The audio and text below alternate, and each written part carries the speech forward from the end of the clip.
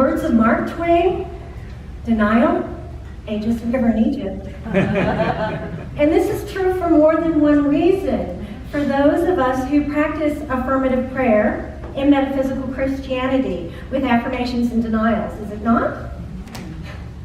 Affirmations and denials are dynamic prayer practices that condition one's consciousness. And they differ from other types of prayer in that they do not make requests of or beseech an outward deity.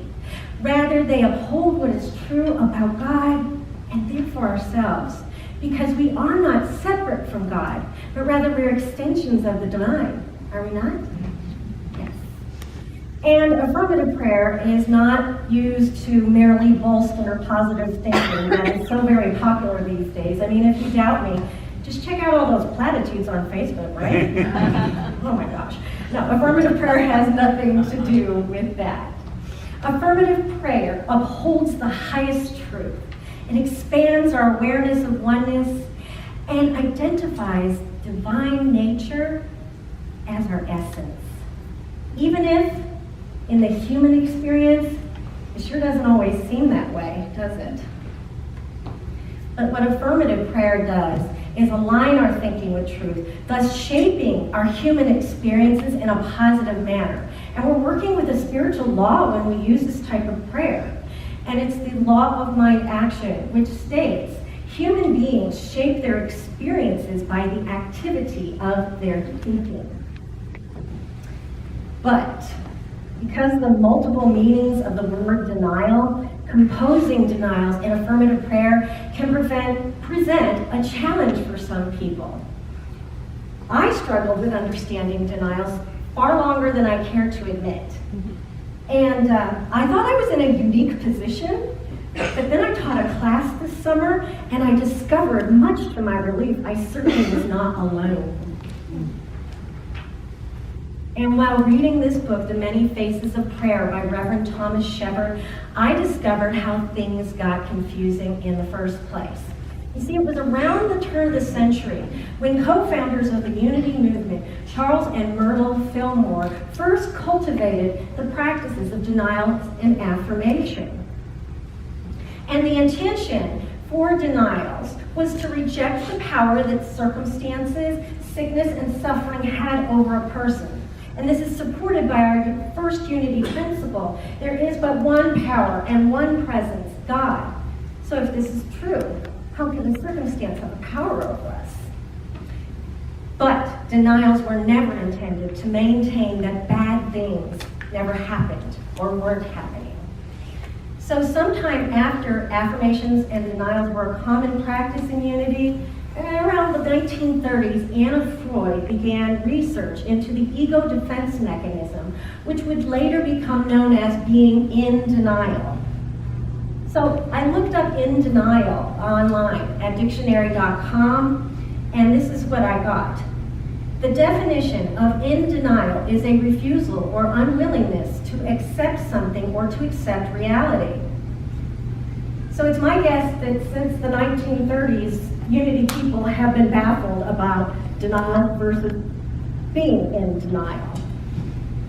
Because this definition is not descriptive of the spiritual practice of denial at all. Yet it's a really common way of thinking of denial nowadays, is it not? And as a registered nurse, I think it's really important to know the distinction between being in denial and the spiritual practice of denials. And it doesn't always denote that something's terribly wrong, like in the instance of addiction, but we could go there for an example, right? The person who's in addiction denies or refuses to acknowledge that their overindulgence in a substance that they are abusing has any kind of negative consequence in their lives. So they don't seek treatment and the addiction gets worse. But consider this instance. There's a newly grieving widow, and she's feeling very overwhelmed. And in her state of overwhelm, she states, I can't believe this is happening. What's happening here is her brain is putting up this ego defense mechanism to protect itself, if only briefly, from this overwhelm she is feeling. And when I, as a nurse, see this and I see it's a brief experience, I know the woman's mind to be intact and she is experiencing normal grief. There are other circumstances that are different, and if you took my class this summer, you're excused from the question I'm about to ask. But how many of you ever have been or are currently CPR certified? Just raise your hands. Oh, I'm so excited. Good for you. I'm really glad you got certified. So I invite you to share with me, what is the first symptom of a heart attack?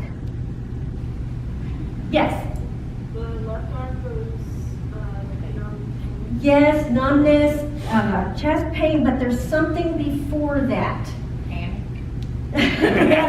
That's a good one. But really, what I've noticed with some people and what they teach us in CPR class is the person might look like they're in some sort of distress and even put their hand on their heart. And when you ask them what's wrong, they're going to minimize the situation and say, oh, it's nothing. I think I just have a little gas. The first step of a heart attack or a myocardial infarction is denial. Okay? And it's very important to recognize this. So you can see why I feel like this distinction is very important, because they taught you this in CPR class. We just don't always remember it right away. The distinction can save a life, right? So, Reverend Linda Martello-Whitsett does a remarkable job of summarizing what exactly the practice of denial is in chapter 4 of her book, How to Pray Without Talking to God. She writes, denial, also named release or renunciation, is disidentification with and elimination of thoughts and beliefs that we realize are contrary to spiritual truth. True denial corrects consciousness. So when I'm proposing a spiritual denial, I'd like to ask myself questions from the viewpoint of absolute truth, that which is unlimited, unchanging, complete, and in accordance with the nature of God. The absolute consists of the sum total of divine ideas, and we are not separate from it. Now, this viewpoint helps me shake off the false notion that things that go on in the human experience are permanent. Examples include thoughts and feelings, illness, or being poor. These are temporary conditions, and they're not in alignment with the nature of God. So, let's use the scenarios I described before. You know, if I'm struggling with addiction, I might ask myself, is addiction the absolute truth? Is it permanent? Is it unchanging, complete, or a divine idea? No. Oh, come on, y'all can do louder than that. No, absolutely not. So I just might write a denial such as, addiction is not the truth of who I am. About grief, and grief's a hard one, but I could ask myself, is grief ever a part of my divine identity? No. No, absolutely not. So I just might say, grief is not my identity. And in the event of the heart attack, I might ask myself, could a heart attack ever touch or affect my divine life? No, absolutely not. So I might deny. Illness can never touch or affect my divine life. Here's an important distinction, y'all. Notice that I did not at any time state addiction, heart attacks, and grief do not exist. I simply asserted they are not who I am and do not have power over my divine identity. This creates some spiritual space, does it not? I can breathe. I'm not as wrapped up in the circumstance. I know it's not permanent and there's some room to uphold some truth. And so we immediately want to follow up a denial with an affirmation. And an affirmation, we want to state the most accessible and inarguable truth. And since all these challenging situations are going to take some spiritual strength to navigate, I might say, my affirmation is, divine strength is my true essence, and I courageously stand in this truth.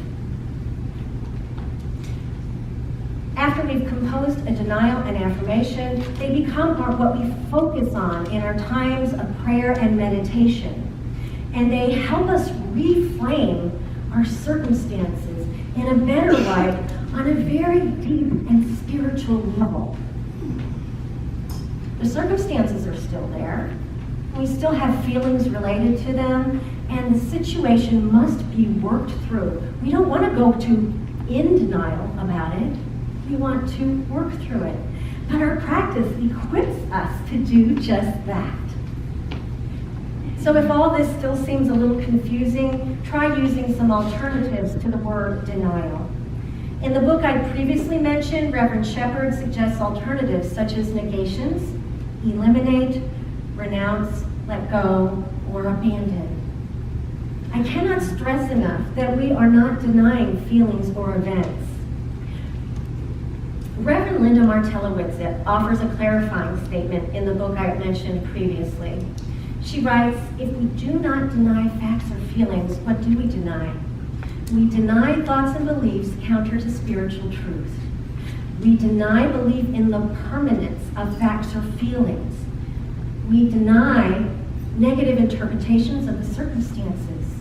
We deny identification with the condition. We deny misguided beliefs about divine nature and our divine identity. And while a lot of people really find this new and unique when they first come to Unity, the underlying spiritual principles have been around a long time and are really quite universal in nature. And I especially like the Zen story that illustrates how denials are helpful. A well-known professor went to visit a Zen master. As the master gracefully served tea, the professor spoke about his ideas about Zen. The master remained quiet as the professor spoke, continuing to pour. And when the tea reached the brim of the cup, the Zen master kept pouring. The tea overflowed, spilling onto the tray and the table and the carpet until the professor could no longer stand it. And he said, "Stop it! Can't you see the cup is full?" And the Zen master said, "This is you," pointing to the cup. "How can I show you Zen until you first empty your cup?" So the most common scriptural examples of affirmative prayer that are brought up in any given lesson or message on the topic are the I am statements of Jesus. And so I'll read you one and I'll point out what the affirmation is and what the denial is. And this is from the book of John, chapter 8, verse 12. Again, Jesus spoke to them saying, I am the light of the world. Affirmation. Whoever follows me will not walk in darkness. Denial. But have the light of life. Affirmation. And Reverend Shepherd points out in his book an example from the Hebrew Scriptures, the 23rd Psalm. I'll read it in the same manner. The Lord is my shepherd. Affirmation. I shall not want. Denial. He makes me lie down in green pastures. He leads me beside still waters. He restores my soul. He leads me in right paths for his name's sake. This has been a series of affirmations, yes? Yeah. Even though I walk through the darkest valley, I fear no evil. Here we find the denial. For you are with me. Your rod and your staff, you comfort me. These are more affirmative statements. You prepare a table before me in the presence of my enemies. You anoint my head with oil. My cup overflows. Surely goodness and mercy shall follow me all the days of my life, and I shall dwell in the house of the Lord my whole life long. And as you can tell, the remainder of the scripture was a series of affirmations. And of course, I would be remiss if I did not mention the affirmative prayer that basically started our entire movement. Co-founder Myrtle Fillmore had a healing experience after she went to hear the metaphysician Dr. E.B. Weeks in 1886. After hearing this lecture, she prayed affirmatively, "I am a child of God and therefore do not inherit sickness." The affirmation being, "I am a child of God," the denial being, "and therefore do not inherit sickness." Over a number of years, she was healed of tuberculosis, which at the time was considered incurable. And many people came to see her and learn how to affirmatively pray for themselves and be healed. And that's how our movement started. So it's said in Unity that we are not spoon-fed our spirituality.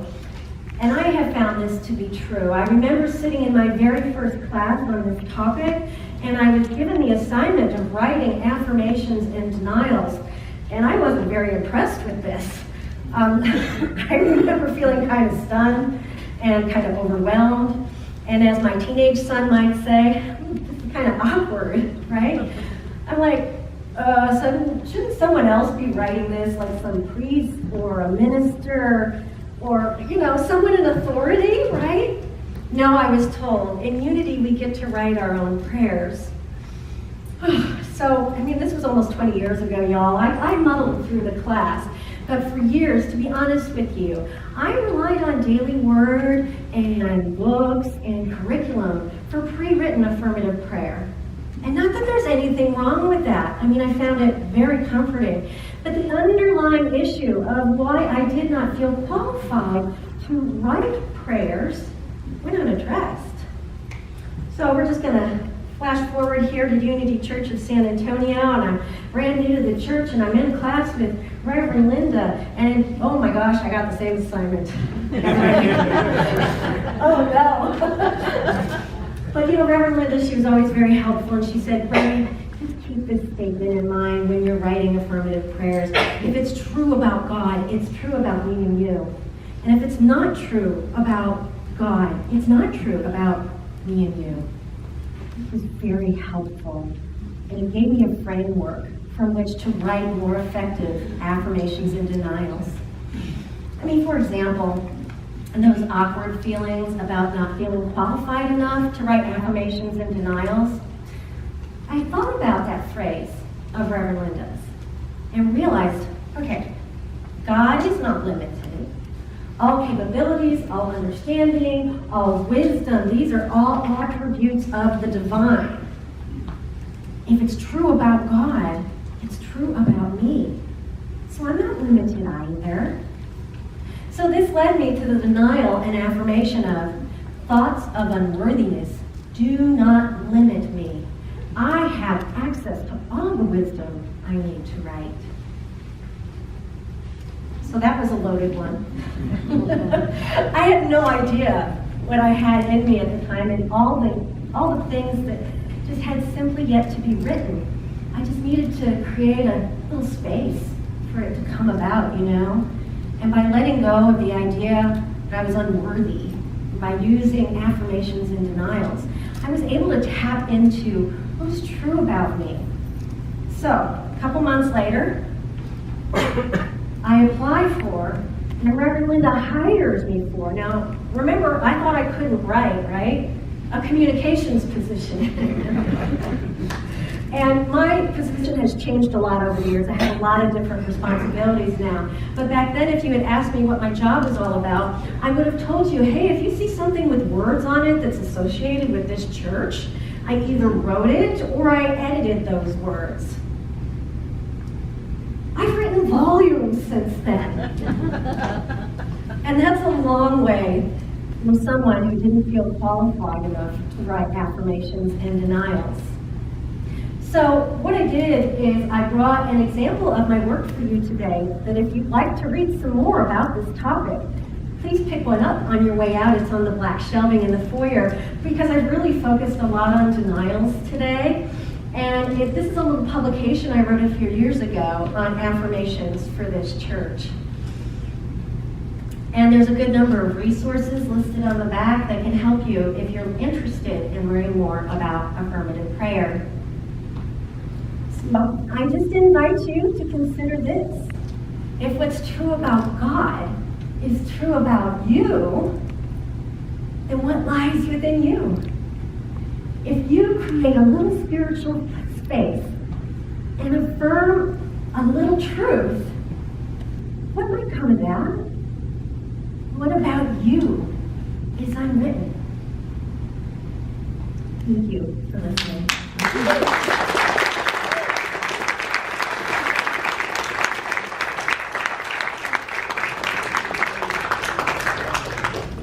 So let us prepare for our time of meditation.